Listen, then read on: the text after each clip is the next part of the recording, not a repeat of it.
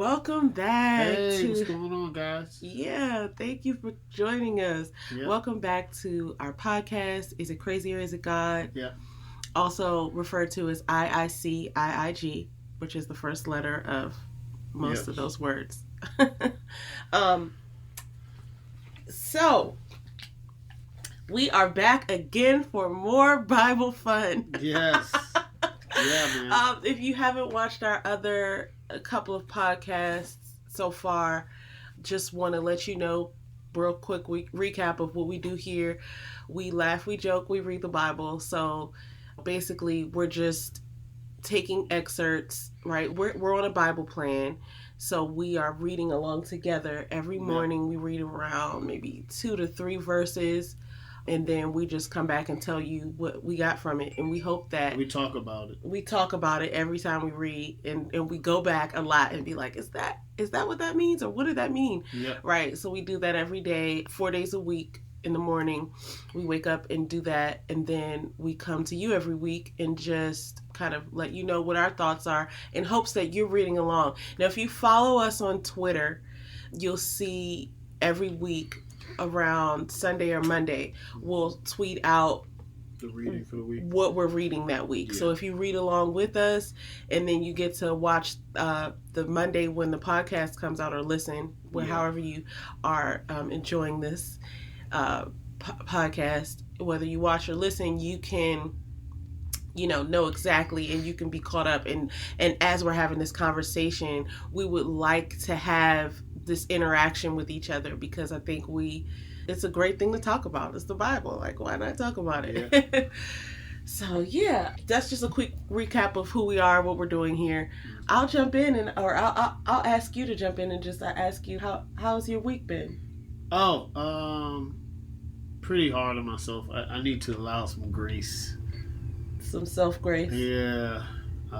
Just pushing myself a little hard. Waking up. Not waking up at the time that I want to wake up. But still waking up early and doing things. And sometimes I need lesson of the week is patience and accountability. So next week I'm still going to try to go hard. I just have to allow some grace for when I don't accomplish everything, but I also have to keep myself accountable, right? Yeah. So that's how my week went. That's what's up. How was your week? My week was terrible. No, I'm joking. Just laughing because, like, one of the things that was funny to me was, okay, we're gonna get into that, but it's like, yeah, I'm having a great life. Like, I'm not a slave. All the ancestors and people who came before us. Listen, we are in a pandemic, but thank God everybody I know who's gotten it has recovered. Yeah. That is a blessing. And so it's funny that he said that, because that's one of my things. Man. When people ask me how I'm doing, I think to myself, there's a difference between the truth and the polite answer. Mm-hmm. And so the polite answer is when somebody asks you how you're doing, they're, in my opinion, expecting to hear, oh, I'm great. You know what I mean? And that might not always be the case, but that's not sort of the appropriate response when asked that question. So I use it whenever somebody asks me, oh, how are you today? Or how are you doing? I use it as a self-check time. Like, Faith, are you okay? You know what I'm saying? Whatever it is that you think is a problem, aren't you still alive? Are you bleeding? Is there an emergency? So anyway, especially this week, as we read chapters 1 through 20 of Job. Yeah. I literally, some of the things are so graphic that my skin was crawling a little bit, because I was just like, man, and then it kind of put me in fear at one point, because I was like, man, like, I hope nothing like this ever happens to me. But it's also just the fact that we're reading this and we haven't gotten to the end of it yet, but we only read 1 through 20. Yeah. The fact that we're reading this and we kind of know what happened later, it's just a testament that you can get through anything if you just remember that God is in control. So anyway, you asked me how my week was. Yeah. I can honestly say I had a fabulous week. I had a great week. I mean, literally reading this was a part of that, because all of the little things that normally sort of get on my nerves or whatever at work or with other things in my life, I just was able to take it on the chin, like, oh, you know what? I'm doing better than Job, so I think I'm all right. You know what I'm saying? So that was definitely a benefit of reading this week. Things in perspective. It was perspective. I mean, I had a great week at work. We have a lot of work that we're doing right now, but we're working together as a team. I started to just kind of see people different because we're going to get into this too, but you just never know what somebody's going through. And so I just tried to keep that in mind when I'm complaining about things that are happening, just to keep in mind that they could be suffering in their own way. Maybe they don't have boils and stuff in their skin, but they could be suffering somehow, and I'm not privy to that information. And so let me just be kind to people with the assumption that everybody's going through something. So right, or sometimes we got all these notifications going on. Right. My phone does that all the time because I set all these reminders, but I'm sorry. Let me put my phone on silent. It's sorry, all good, guys. It happens. Okay, go ahead. It's life. So, okay, here we go again. But what? Just trying to stop saying, oh, God. Oh, yeah. I do it. It happens, man. The more that we're in here. Yeah, I think the more that I talk, the less I'll say it, the more I'm cognizant of it. But sometimes people may not realize. They just might complain and not realize how good they really have it. Yeah. And I think that's why gratitude is so important. Yeah. I mean, everybody, I don't know if everybody knows it, but Job is I think it's a highly discussed chapter. Oh yeah, like in the chapters of the most commonly discussed chapters. Yeah, all right, let me start out there with a little bit about Job. Yeah. So he's from Uz. I guess it's called Uz or Uz. UZ. It's called UZ. And some of this information I got from some websites. I got some information from Christianity.com, ThomasNelsonBibles.com, and I also found something on Wikipedia about the first about this. It's the first of the poetic books in the Old Testament. So as you're reading this, right, it's a book of, it's kind of like a book of poetry, like it's poetry. You know what I'm saying? Job is supposed to be a book of poetry? Yeah, and I tried to figure out who was writing it, who was writing the chapter, or who was writing the book. And I couldn't find a definitive answer. I found some things pointing to the idea that maybe Moses wrote it, but again, even that source was like, we're unsure. And I think they eliminated the fact it couldn't have been written by Job, at least not in its entirety, because they speak of his eventual passing, and you can't write that you died if you died. Yeah. But we don't know that. But he was known, Job was, as a righteous and godly man, so blameless and upright. A man who feared God and shunned evil. And that's in Job 1:2, chapter 1, verse 2 of Job. Another thing that I found out, because I did a slight bit of research, and when I do research, I like to find at least 3 sources, even more if I can, just because different sources might say different things. And so I want to get to... I feel like I'm rambling, but I want to get to make sure that I have the majority of the sources saying the same thing before I just look one thing up and be like, oh, this is the truth. You know what I'm saying? Because I don't know. Yeah. I mean, I pretty much trust Wikipedia, but I had never heard of some of the things that I had looked up. It's good to just, you know what I'm saying? And then what makes multiple sources, yeah. Just whatever makes sense. And we're going to get into something when we start talking about the chapter itself, where something that I looked up, it made sense to me, and I was like, yeah, I'm going to go with that because that makes sense based on what I read. Okay, he's a righteous and godly man. He was obviously greatly tested. Another thing that didn't necessarily say it in here like this, but this is what we would say these days, is that Job wasn't no slouch. He was rich. He was considered to be rich. He had 10 children, many servants. And I mean, that's probably a real indicator of how you're doing economically, is you have people that work for you. He had a lot of land. He had to have a lot of land because he had livestock numbered in the thousands. Yeah. Right? Yeah. So if you had a bunch of sheep and a bunch of ox, whatever he had, right, you got to have land. You know, their livestock back then was kind of like stocks are now. Yeah.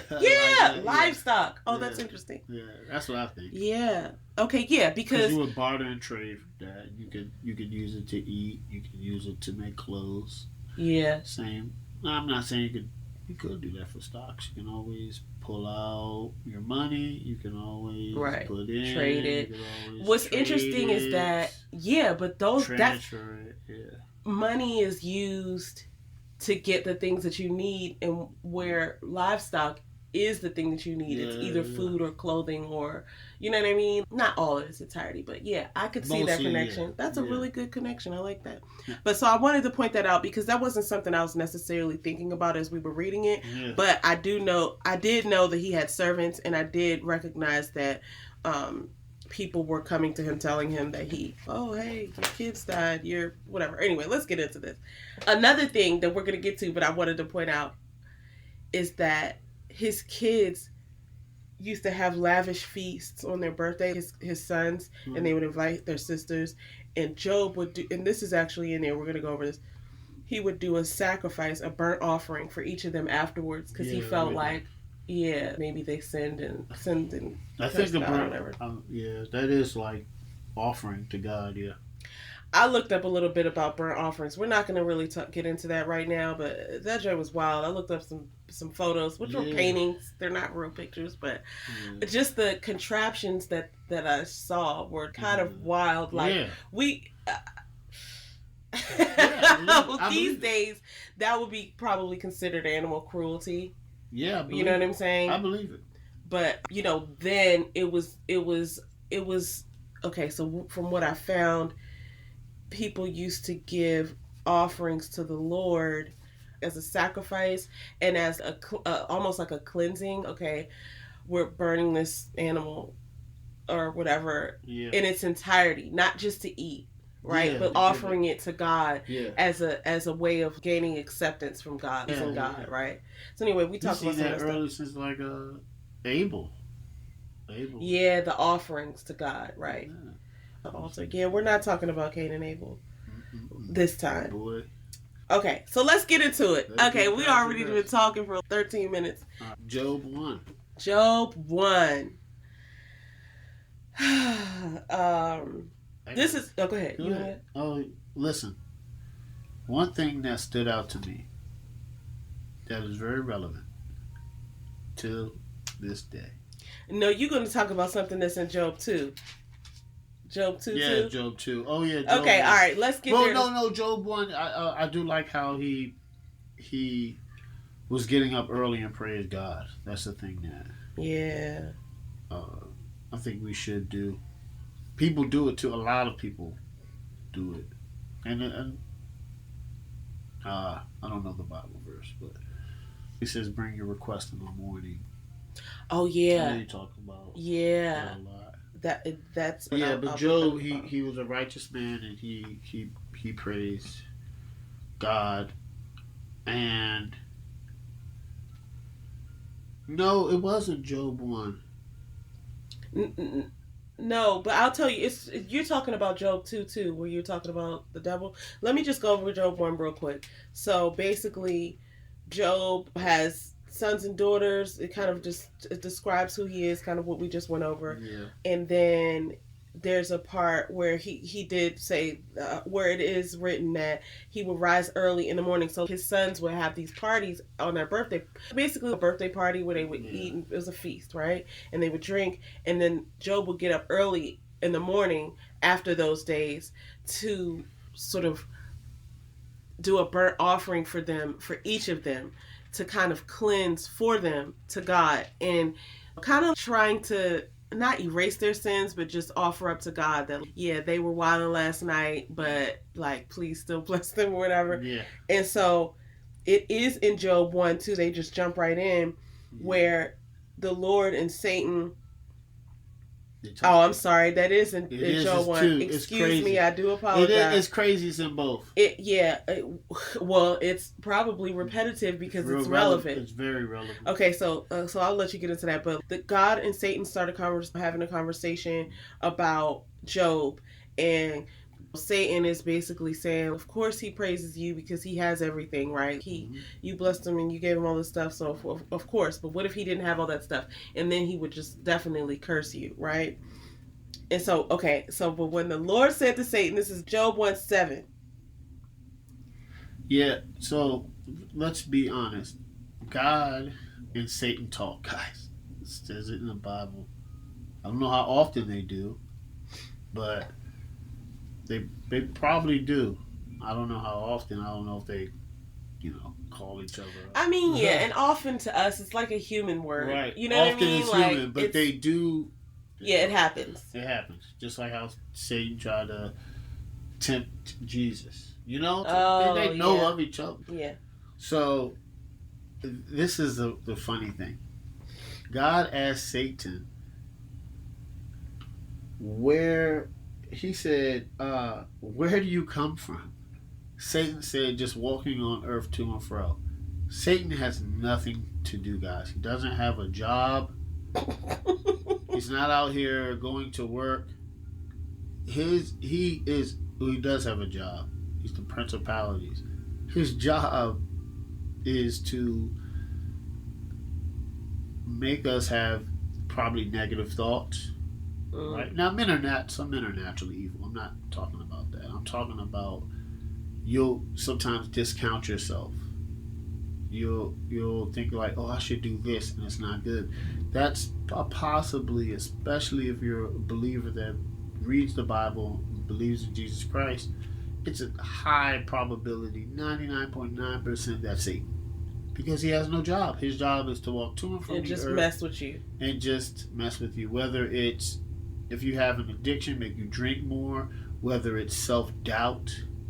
All the negative thoughts, it's Satan.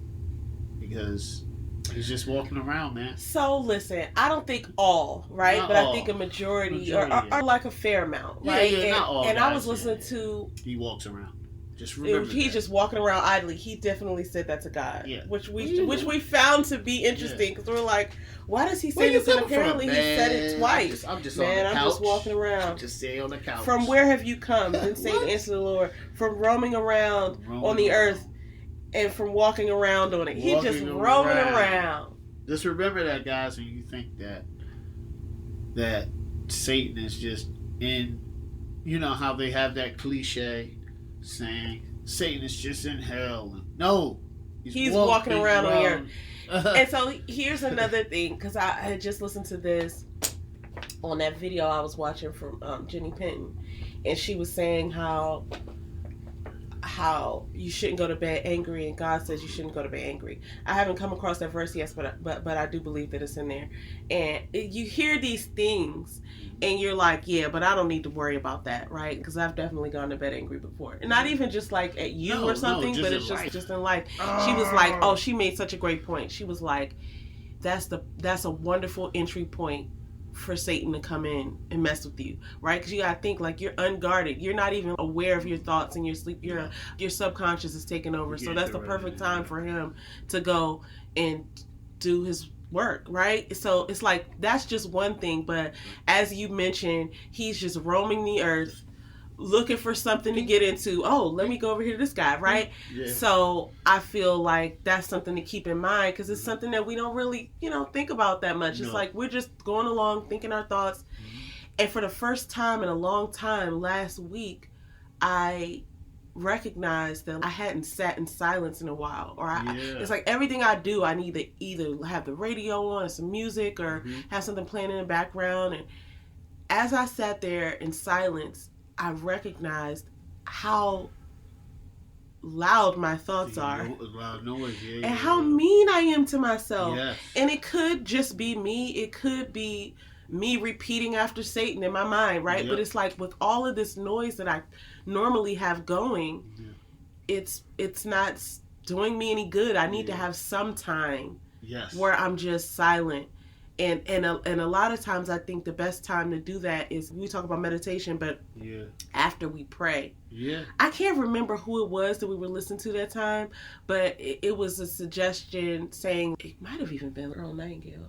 I don't know. But it was like, after you pray, you should sit in silence and wait to listen from God. Because prayer is not a one-way street, right? It's a switch, because I meditate and pray, so I'll switch it. I mean, you could do whatever works for you, but I do think that after prayer, is a perfect time to you should just be silent. Yeah. because that is an opportunity for you to hear from God. Like, you can hear from God all day. Yeah. You can hear from God and right before you're about to do something, you know what I'm saying, and change your mind. But I think it's interesting how we go about saying a prayer and then going about our business, right? Yeah. Oh, God, please help me through this day. Thanks, bye. Yeah. Right? And it's just like, maybe he has a response for me. And so I think that's interesting. Anyway, we got off course there. Yeah, because sitting in silence is difficult at first, but it's the way to go. These days, it's become more difficult. Yeah. Put your phone down in the morning. Man, I am guilty. Put your phone down. My phone is a source of... I left mine upstairs the other morning.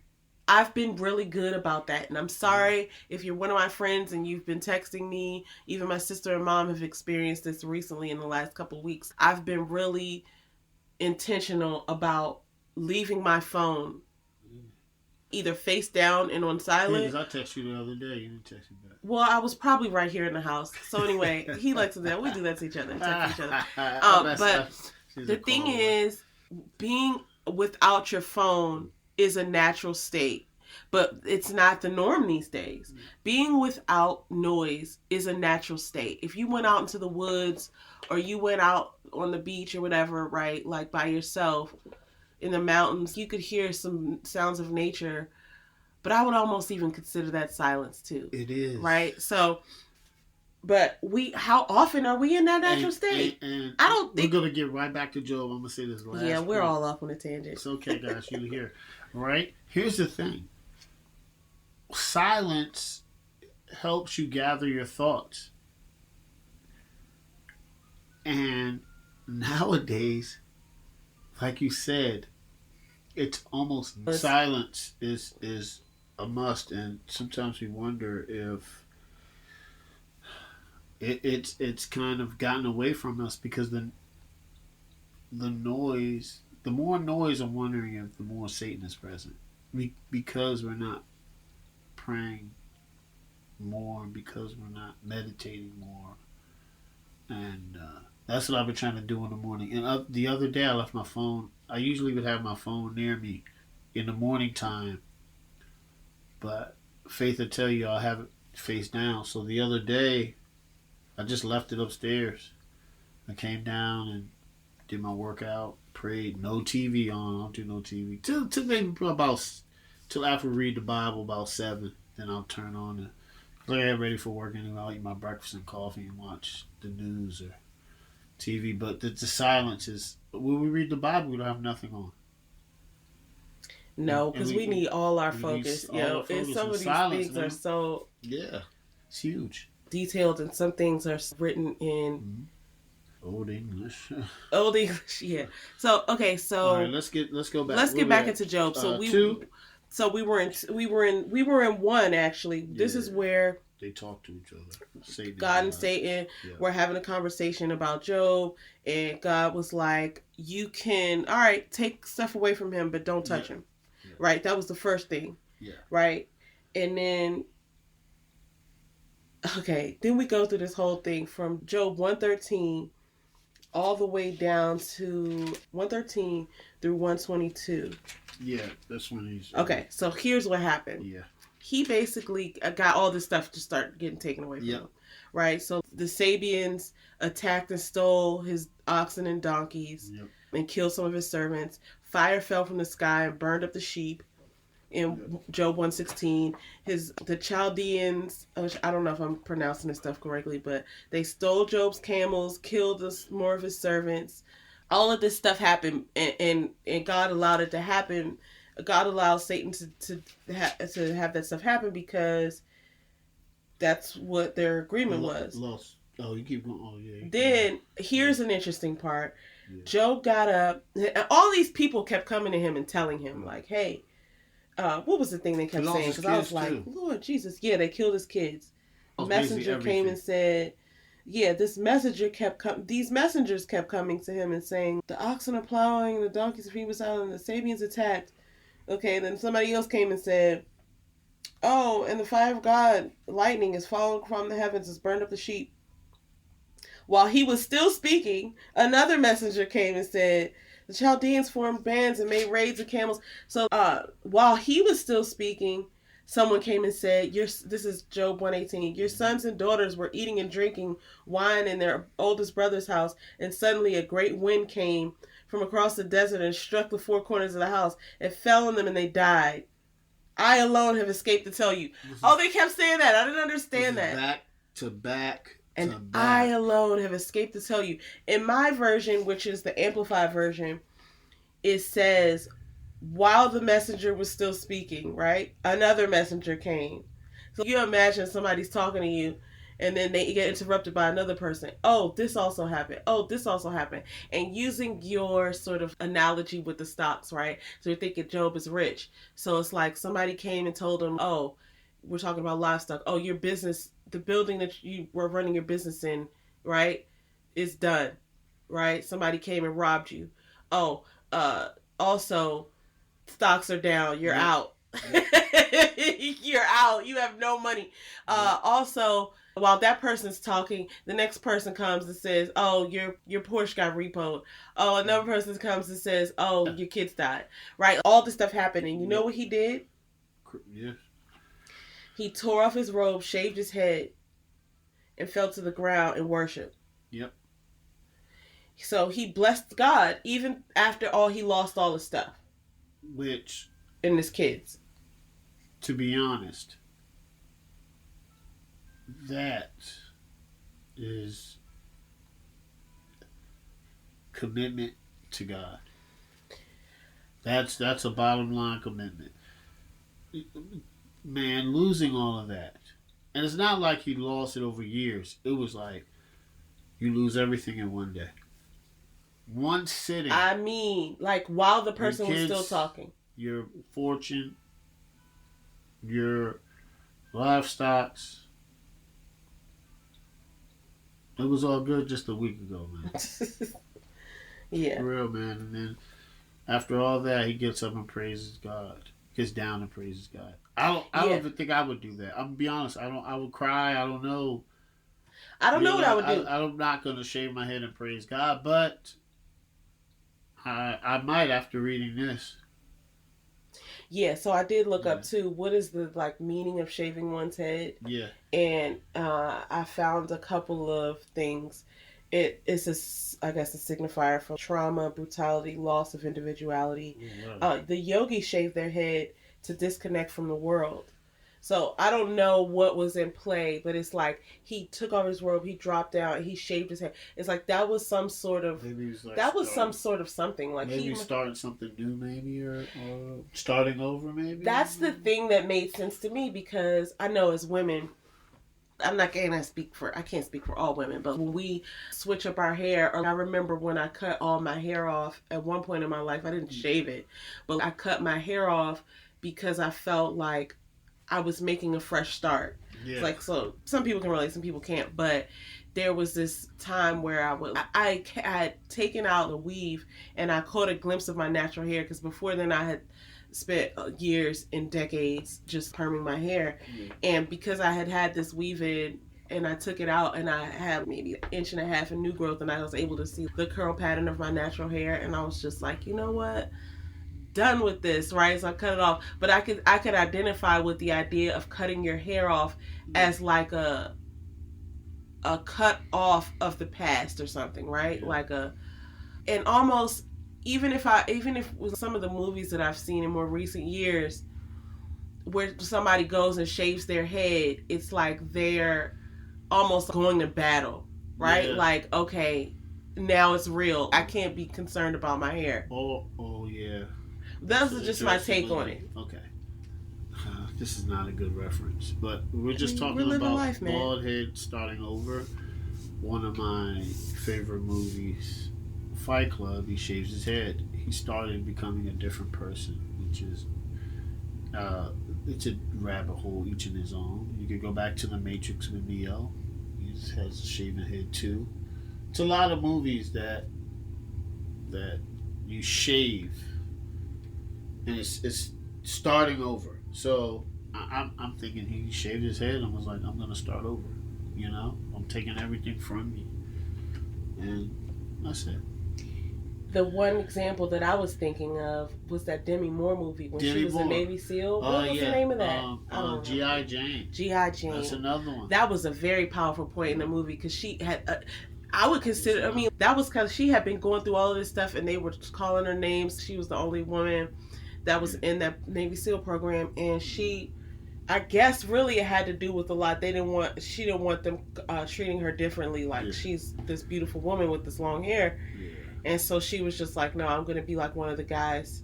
But I remember the powerful point in the movie where she went to go get her head shaved and the barber wasn't even there or something. And she was just like, I'll do it myself. Yeah. Right? I believe, I might be mistaken, but I think that's how it went. But anyway, so I'm taking away that the significance of him shaving his head was a new start, or just kind of like a letting go of, oh my gosh, I don't know what's happening. Yeah. Let me just prepare for whatever this is. Okay. Right? Okay. Job 2 is pretty quick. Job 2 is pretty quick. You want to go through and say? Yeah, man. Once again, Satan is, God asks, where did you come from? Just walking to and from the earth. Like, how does that, listen to that, guys. It's not chilling. The devil's not chilling. He's walking to and from earth. Actually, every time the devil is mentioned, he's walking to cause something not good. Mm. He tried to tempt Jesus. The serpent. Yeah. He's always going back to the serpent moving. For sure. He's always moving. Remember that. So then him and God have this conversation. God is basically like, see my boy Joe, he's doing all right. Yeah. And he's like, but physical. Yeah. He says, skin for skin. Yes, a man will give all he has for his life, but put forth your hand now and touch his bone and flesh and severely affect him, and he will curse you to your face. Yeah. This is what Satan says to God. Yeah. So then God says to Satan, all right, touch him but spare his life. Yeah. Like, we're going to test this out type of thing. Or you'll see, because God already knows what's happening. Yeah. So behold, he's in your hand, only spare his life. So at that point, right, that's different from the original instruction, which is do whatever you want to do with his life, like with his things and his relationships, but don't touch him. Yeah. Now God is giving Satan permission to touch him, but you can't kill him, right? So don't kill him. Yeah. He went on to do some. He basically put boils. Job had boils and painful sores. It says from the sole of his foot to the crown of his head. That's great. And he took a piece of broken pottery to scrape himself. And I would just imagine how uncomfortable, right? It just makes my skin, even thinking about it, it's just hard to just even think about. And then that brings me back to why I had such a good week, because I think about all the little stupid stuff I complain about, right? And I gave you some examples about the things that we complain about present day humans, especially Americans, right? Oh, I gotta stand in this line. And you know how I feel about lines. Yeah. A line, we're not even going to go into my theory about lines. I just feel like, take your place, right? Everybody here was here before you, so you are the line. So we can't be complaining about lines.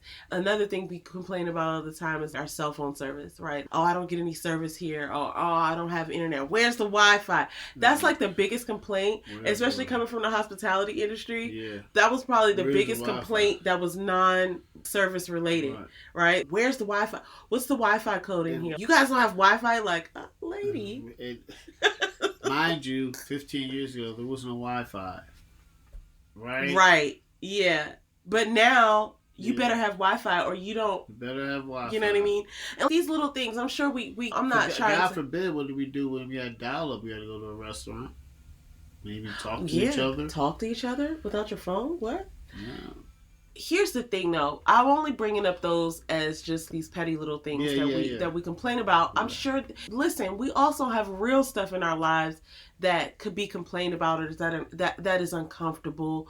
Yeah. But just like all those things, it's not really that important, right? So, or if it is, we have to take understanding of what we're reading here in Job and know that God is with us the whole time. Yeah. So as painful as it might be, it's probably not as painful as what Job was going through. And even if it might be, just clinging to God and knowing that here's an example of someone who went through it, right? And it's lost all his family, lost all his stuff, all his lifestyle. And he even went on, and this gets really graphic, to talk about how his wife was repulsed by his breath, and how the servants, he had to call them more than once because they weren't willing to be his servants, you know, as attentive as they were. Speaking of Job's wife, when we move into chapter 3, so this is where we are, right? So it's actually not even in chapter 3, sorry. It's 2, yeah. His wife, who's lunching, says to him, "Do you still cling to your integrity and your faith and trust in God without blaming him? Curse God and die." What? I don't even like saying that out loud. Yep. And he said to her, what did he say to her? He said that... This is Job 2:10. Yeah, he said, "You speak as one of the foolish women speak. Shall we indeed accept good from God, and shall we not accept the adversity?"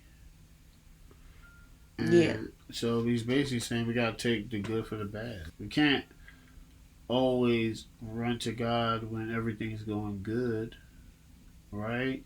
It's or vice versa. Or vice versa, right? We can't always run to God when things are going bad. It's you got to take the good with the bad. That's life.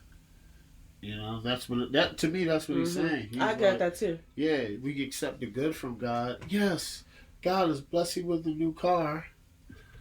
But you crash your car, God, why has this happened to me? Well, you got to take it's life. It's life. It's life. It happens. So you got to accept it. And then also, this is a good example of everything really kind of being temporary things. Okay. Things just being temporary, and not every storm is going to last, and not every blessing is going to last. Mm-hmm. So you really just have to just be having that relationship with God and just seeking him and his instruction. That's kind of like what I was getting, because one of the things that I noticed is that as we move into these next few chapters, and Job starts to say things, one thing that I noticed that didn't happen until much later is that he didn't really, and I guess it was, you had made this point, because he has the same thing he said to his wife, we got to accept the good with the bad. I noticed in the beginning that he wasn't asking God to take away his pain.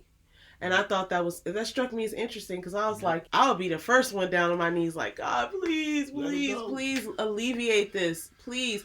And I noticed that he didn't do that. And I guess it was because of his thoughts of like, oh, I'm a G. This is what you have for me. This is what I'll do. But he was speaking about what pain he was experiencing, about the discomfort. And so, okay, I would like for you to then talk about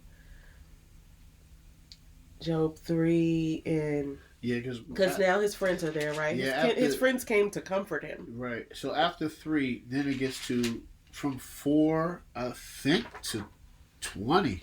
It's a conversation between him and his friends. Yeah, so we only read to 20, but when I looked up, it says they were discussing stuff for 34 chapters. Yeah, so him and his friends. Yeah. So chapter 3, I guess Job's like, wait a minute, man. He just, I think Job found out God is in charge of everything. He just realized it.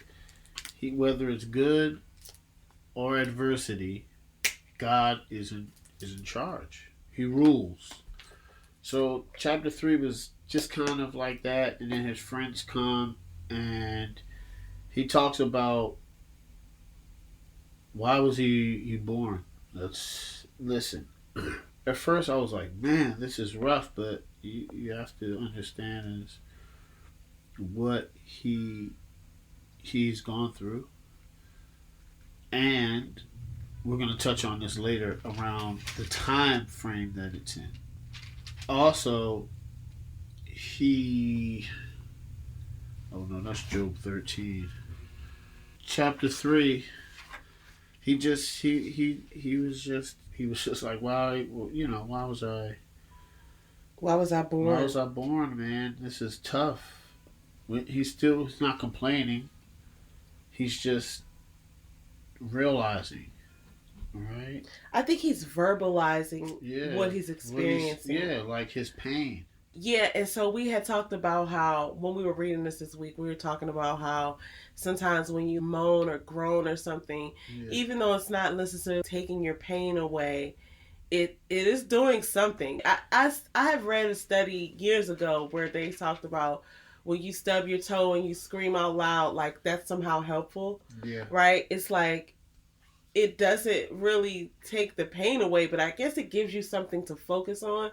Yeah. And I think sometimes as humans, we just want to acknowledge, right? We just want to either have our truth be acknowledged or have our ideas be validated, right? Yeah. I think he's just putting into words what he's experiencing. Yeah, that's it. Yeah.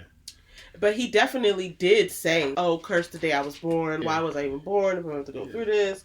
Makes sense. There's a lot of stuff going on in his life. So his friends were silent for 7 days. I think they were all silent the first 7 days that they got there. Yeah. Then they start having these conversations, right? Conversations are wild. Yo, his friends were... This is where I want y'all to enter. I mean, hopefully you have already entered into the conversation. We want to hear all your comments. We want to hear all your thoughts about everything we're discussing.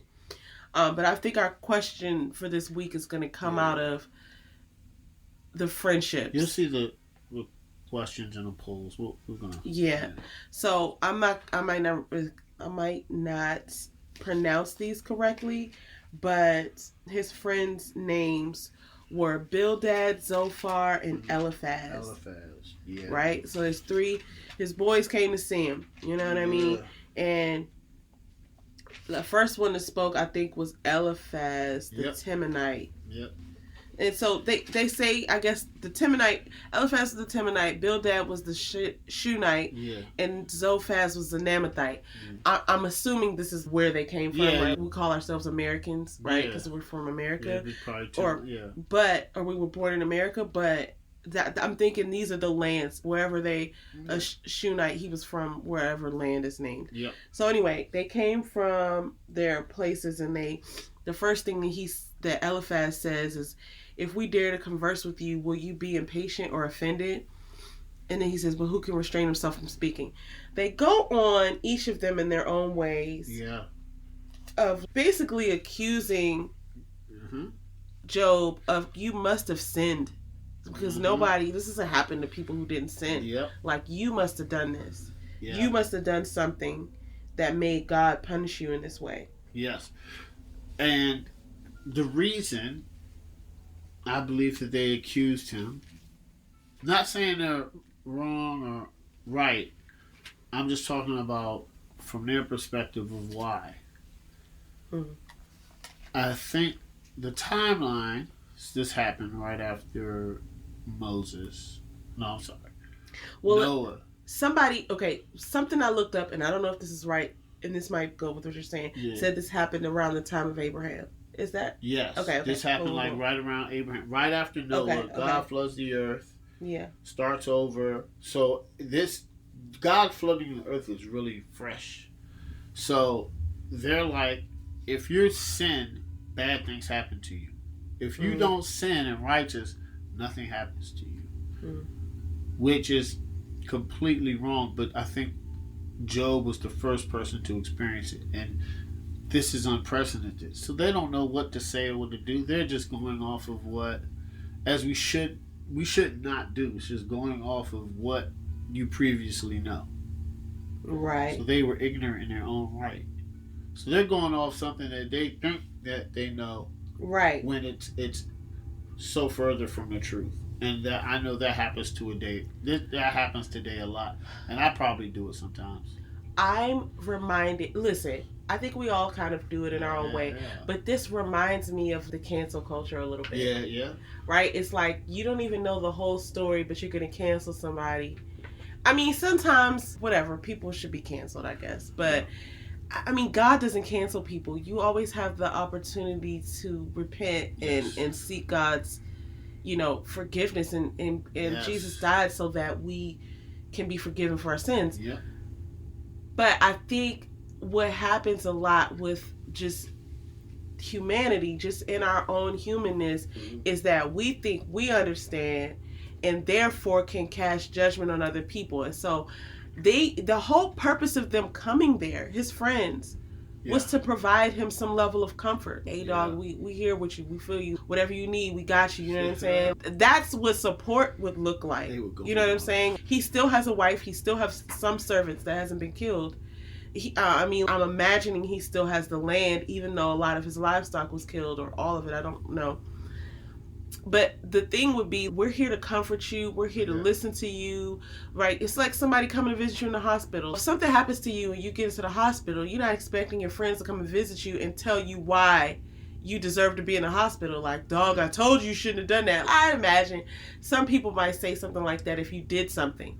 But in this instance, there was no evidence of Job doing something. So the only issue that I take with them assuming is that they have nothing to point to. Yeah. It's like if you had been able to say that I saw you do this and this is probably why, right? But it's like being misunderstood like that has to be so frustrating, which is why they probably went back for 34 chapters back and forth, because it's like they're accusing him, like basically they're assuming that he's done something, yet they haven't seen him do something. So it's to deserve, right? They haven't seen him sin. No. So you're going to go off of your assumption. Yeah. And it's just so frustrating. Yeah, they were going on him. They were going on him hard. Calling him a fool. Oh my gosh. A sinner. And he's just like, man, y'all supposed to be here supportive of me. And now this is it, right? So, not only has he lost everything, he's in physical pain, he can't sleep.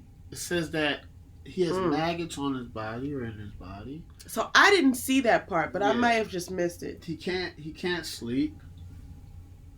His wife has cursed him. Wait, did his wife curse him? Well, she said that you should curse the God and surely die. Right. So I don't know if she cursed him, because I was trying to figure out if she was still around. While him and his friends were talking. Day and age, it's basically, I'm thinking his wife was like, I'm out. Well, look. So in the beginning, when he said that to her, and in, I guess, in chapter 2. Hold fast to your integrity, curse God and die. Yeah. Okay, when she said that, so I didn't see any other words from her after he responded to her. So I was like, where is she? Because he's having all this conversation with him and his friends, and I'm like, did she roll out or what? But then later it said he had said to his friends, like, my wife says my breath is repulsive or something, right? Because he was so sick, and you gotta think, if you got boils all over your body and your body is reacting to whatever's happening. Right, he might not be eating. Yeah. It's a lot of things that go into it. He did. I wanted to touch on this too. He did say that he couldn't sleep well. Yeah, he's not getting sleep. He's tossing and turning. Yeah. So you think if you're sick, the doctor a lot of times will tell you to get rest. Yeah. Right? And even, I know for sure, the few times that I thought I was dying, when I had food poisoning, oh my gosh. Wow. I was out. I don't wish that on nobody. Oh my gosh. It was the worst. And I just remember being on my bed, and I remember I had a BlackBerry at the time. So we know this is a while back. And I remember my BlackBerry falling off the side of the bed, in between the wall and the bed. Sure. And I remember thinking to myself, I don't need that. Yeah. I don't need that phone. Because if I get up, I'm probably going to have to throw up again. Yeah. So I'm just going to lay in this diagonal position on my bed because I feel like I'm dying. So that's probably the best thing I can kind of relate to Job on, is those times where I felt like I was dying from the inside out. And it's like, if somebody were there telling me that I probably deserve this because of something I did, you gotta go. That was another thing that kind of shocked me too, because he didn't say, why don't y'all just roll out? You know what I'm saying? Because I think that's probably what I would have said, but I think it was just probably the way things were then, that they wouldn't do that. And he even said, which I thought was really hilarious, the best way to say shut up that I've ever heard. Where was it? He was like, where is it? I put it in my notes. What chapter is it? It is it's like in the teens. Right. So Job 10:13, he was basically like FML. This was Job was like, forget this. Like my life is, crazy. Yeah. And then he got harsh words from his friends. Mm-hmm. And then Job 13:5. Where's Job 13:5? Yeah. So we're skipping over some. You need to go and read it and see what his friends were actually saying. His friends were saying they called him a fool. They called him a sinner. They accused him of sin. It's basically repetitive. It's not like, it's just like Job will respond and Job will say, God is almighty, God's good and bad. And one of his friends will be like, but you're still a sinner. And it's just like, what? You're wicked. And it's a constant conversation where they're going on. That's what it is. I would actually, you need to read it. And I think our question comes out of there. Here's what I would want to know from you guys. In the times that you've been misunderstood, I think everybody's probably can relate to that. And you may have had friends around you who didn't support you, or family or whoever you were around who didn't support you. What were you going through in that time? How did you feel? What would you have said to them? You know what I mean? Knowing what you know now, right? So I want you to go back and read these conversations that Job had with his friends. And I want to know, how would you react, and base it on something that happened to you if you can. But how would you react to what is happening if your friends were talking to you like this, or your support system wasn't really supporting you? I'll tell you how Job reacted, which was amazing. This is the best part. Like, I was so entertained by this. And this is because I'm an ignorant. He said, who was he talking to when he said this? He was talking to all of them. So he answers his critics. I think he's talking to all of them. I guess he must have been talking to all of them. Yeah. But he said in 13:5, oh, that you would be completely silent, and that silence would be your wisdom. Basically, oh, that you would be silent. Oh, just shut up. Yeah. And maybe then we'll think that you're wiser than you are. You know what I mean? If you would just shut up. I was like, you know what? That's a better way to say shut up. So the next time I want to say shut up to somebody, which I never say really, I would sub in these words. Yeah. Oh, that you would just be silent. Right? It's like a wish. Yeah. It's like you can't get mad at somebody that says that. What do you say? Oh, that you would just be silent. You need to be silent too. Like, oh my gosh. Well, there's no comeback from it, because there is no comeback. So that's a nice way to say it. I think the majority of people will be like, what? Did she just tell me to shut up? Yeah. Just tell me to. Oh, that I would be silent. Be silent. What is that? What? But then why are they thinking they're silent? Yeah. So anyway, so that was an interesting part. Then we move into more harsh words from Zophar. Yo. Oh, remember at 14? This is a good one. Where Job, he was just like, there's no hope for him in the afterlife. Oh, yeah. And I think what he's just expressing what he thinks death is. Mm-hmm. You know, he's saying a prayer. Is that?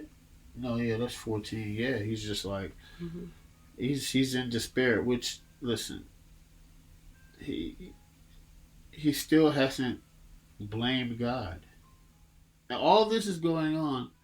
He's just like, there's no hope for me, and it's okay, God. Like, this is what he's saying. A part of his defense to his friends, too, was that this is just what God is doing to me. And he knows. He knows that I haven't sinned. Yep. Right? So, that's why it was kind of perplexing to me as to why he didn't go and ask God. He does at some point, but before he did that, before we read that, I was what is he doing? Like, why don't he just go to God and ask him to either make the stop or ask him why, right? Because really and truly, obviously God controls everything, but he gave permission to Satan to do this to him. But I think maybe at that point people weren't really aware of Satan like that, right? Yeah. So they just assumed that everything came from God. Which, I mean, and I guess it does, but in this particular instance, a point is being proven. And the devil was the one, Satan was the one that was causing all of this ruckus, right? With the boils and stuff like that. So, even though God allowed him to endure it, it was like, I think Job was just like, he had given up. Like, you know what, just go ahead and take me out. Yeah, and 14 was basically saying, I know that when I die, God's going to hold me favorably. What? After all this is happening, he's still like, I know I'm going to die, but God's still going to hold me favorably. I am that confident that God has my back after I die. Man, it's deep. I'm telling you, man, Job is like, listen, guys, God still loves me regardless of what's happening on this earth.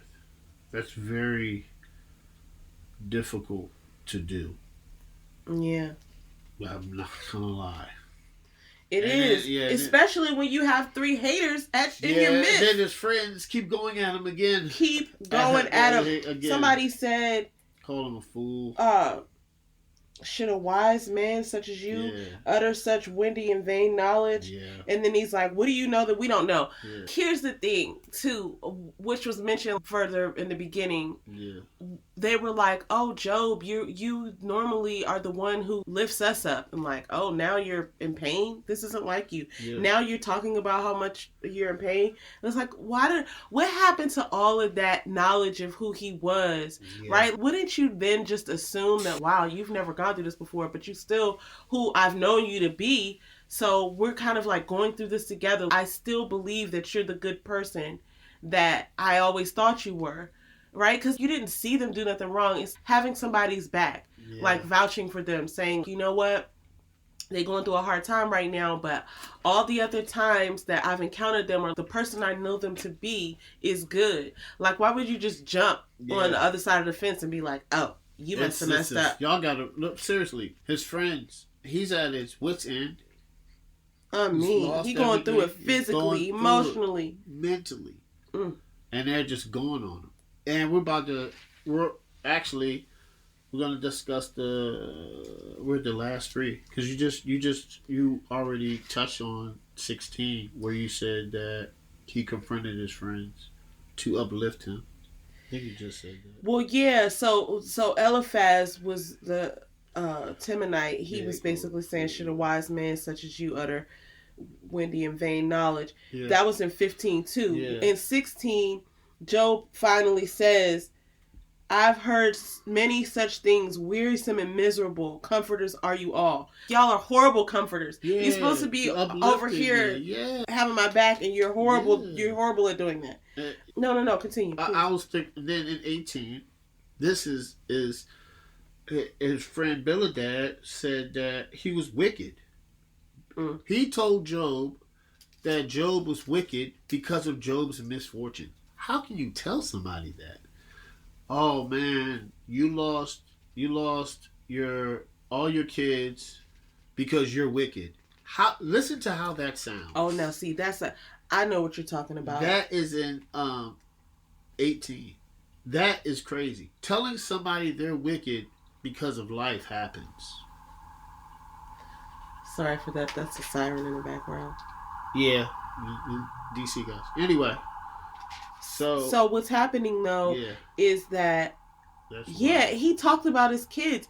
I thought that was horrible. He's like, that's why that's why your kids died or something like that, right? I don't want to. I'm paraphrasing here, but he was just like, surely such are the dwellings of the wicked and the ungodly. And such is the place of him who does not know or recognize or honor God. Meanwhile, whole time, all he's doing is saying what he's experiencing. He's never once said any cursing of God. Nope. He's always holding fast to his faith. So it's like they're actually, at that point I felt that was just too much because he is putting words in his mouth. Now that was right at the end of chapter 18. That one that I just read was 18:21. And then Job says, how long will you torment and exasperate me and crush me with words? Yeah. What's that, 19? That's 19. Yeah. And 2. Here's this. After all of this, Job says, God is my only hope, and God will stand on the earth and testify on my behalf. Told his friends that, like, God still got me. And God he said, still got it. That's true. I don't know. I think it's before. What chapter was that? That was 19. Yeah. Okay, yeah, so in here in 19:4, this is what I was talking about. He was like, if it were true that I have erred, my error would remain with me, and I would be conscious of it. Yeah. Right. So if you're calling me a sinner, you know what I'm saying. So that I guess at this point he was just like, forget y'all. Y'all are going to be haters, but God is going to be there for me. Yeah. And so 20 is just his friends going on him again. So far. So I guess the poll question is, I mean, I think a good poll question is, you got it. What would you have said to your friends? Would you have kicked them out? Would you have let them stay? Or would you have done something else? Meanwhile, meantime, you're in pain. You've lost your kids, you've lost your livestock, your servants aren't. Your wife isn't there. Your wife is wilding out, talking crazy. And your friends are supposed to be there to comfort you. And meanwhile, wife or husband, because it's right. Yeah. True. Dual question. Yeah. What would you say to your friends? Would you let them stay? Would you? What would you do? That's the poll question. I have to figure out how that works out. I'll make sure that it's available in the description box. Probably YouTube and Facebook. The poll. Yeah. Yeah. So I got nosy and I looked ahead to see at least I'm not gonna say what happened because we're gonna read. I want to read it. I did. I looked at some stuff. Yeah. I just had to. I just know, guys. This stuff is riveting. Yeah. I think that 38 is finally God. Yeah, so I wanted to see kind of how this. We're not even gonna get. Because when you're going through something like that, I just had to see if it was what was gonna happen. So I didn't look at everything. So I will still be, surprised at the details. But I just had to go and see if what I thought was gonna happen. So you're like me, man. At the spoilers, I love it. Okay, guys. I'm not gonna put any spoilers in here. When I see a movie, sometimes I will, but I will watch. I'm into Marvel, and I'll watch all the Easter eggs and right before the movie. I almost basically knows what happens in Spider-Man from the breakdown of the previews. Yeah. And I just want to see it for myself. Yeah. I don't mind watching spoilers because it's already happened. Now sometimes people are surprised. No, you were upset about one movie. You were like, I can't look at social media all weekend until I see this movie because somebody's going to spoil it for me. It was recently. Was it The Matrix? I don't know. No. It was something. I can't remember what it is. But anyway, I agree. Show? I agree. Some spoilers are good, and it just gets you more excited. Hopefully, that's what this is. Yeah. Hopefully, that's what this conversation is. Yeah. I'm really curious of you guys' take on it. Yes. I want to know what you think. I want to know how it relates to something that you have gone through personally, or maybe somebody that you've witnessed go through something similar. Not like they have boils on their body, but just in the way of what he's going through and then being misunderstood, having people who were supposed to be comforting him not doing a good job of it. And I just want to know about your experiences and what you think, what your takeaways are. Make sure, like we always say, don't take our word for it. Go to the source. Read your Bible. Because we really want to have this be a conversation. Yeah. Some of the things and opinions that we have might not be shared amongst everyone. So we really want to know, what did you think? Because maybe that is an opportunity for us to go back and re-examine too. Yep. I do want to say a couple of things before we end out the show. First of all, thank you for listening to my dryer go off 14 times. I don't know how many times it's gone off and all the sirens. And we're just starting out, so we're going to make some mistakes, and we appreciate your patience with us. Yeah. I want to let you know where you can find us. We're basically everywhere. I won't say everywhere because we're not on Tumblr or, you know what I'm saying. But we are on Facebook, Instagram, TikTok, YouTube.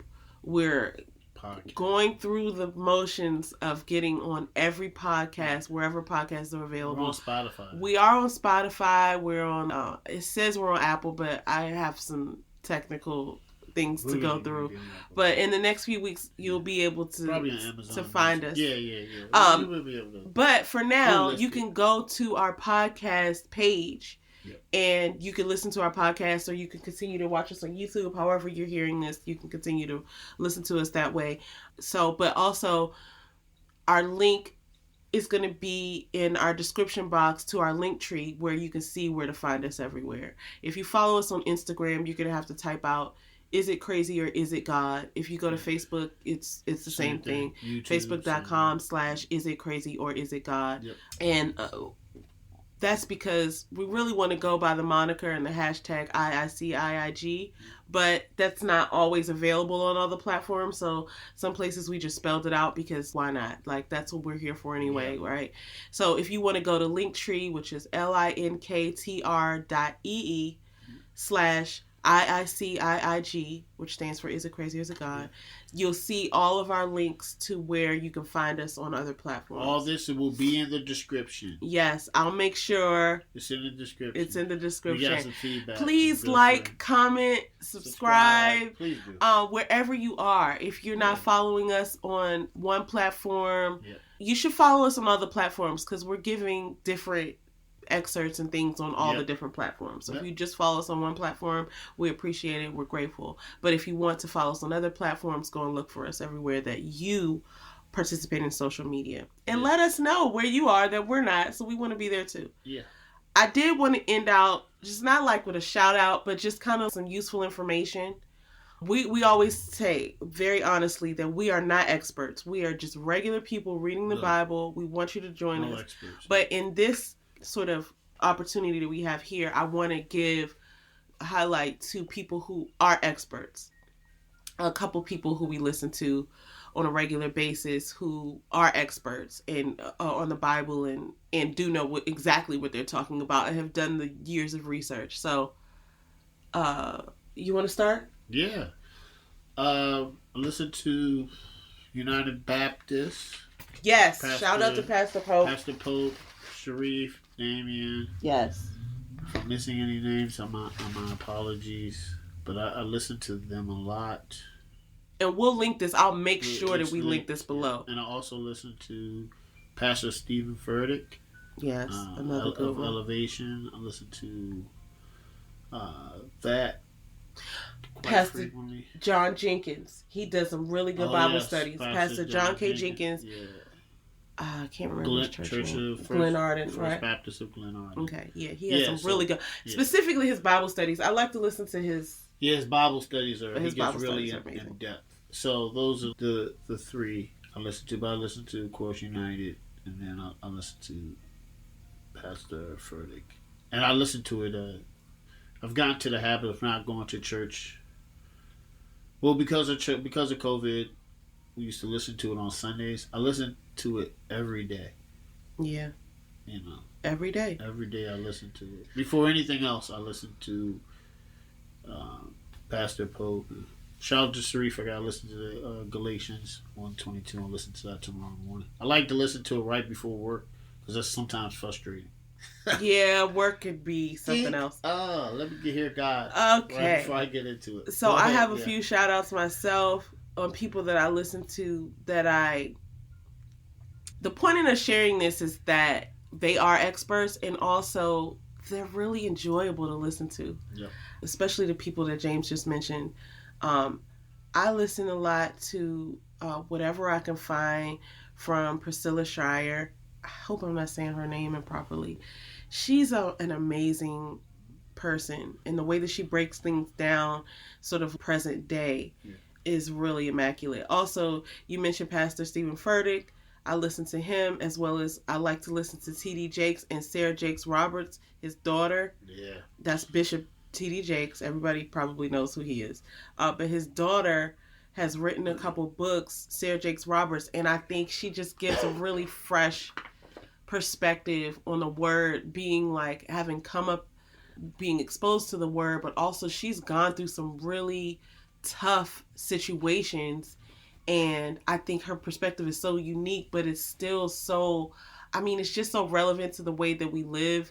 And the sort of the things that we are going through present day. A lot of times, not to take anything away from the older people, but sometimes we feel like older people can't relate to us. So I really love listening to Sarah Jakes Roberts, and her perspectives on things is just a fresh perspective.